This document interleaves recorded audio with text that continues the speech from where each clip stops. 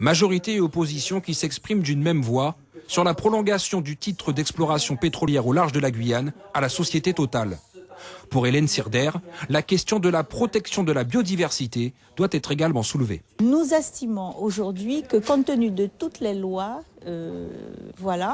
que c'est la compétence en matière de protection de la biodiversité, elle relève désormais de l'Assemblée délibérante. Et nous avons pris une délibération en ce sens. Nous avons appris récemment que pour la montagne de Caux, monsieur le préfet avait pris un arrêté de biotope. Cet arrêté sera attaqué. Il faut aujourd'hui que les tribunaux soient saisis et qu'ils puissent trancher entre l'État et la collectivité territoriale. Autre point synonyme de bras de fer entre la CTG et l'État, la mise en œuvre de la compétence de la collectivité en matière de titres miniers maritimes.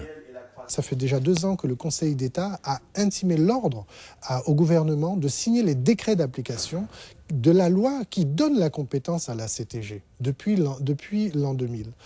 Sauf que l'État, pour des raisons politiques, refuse de signer ce décret d'application. Et donc nous passons outre.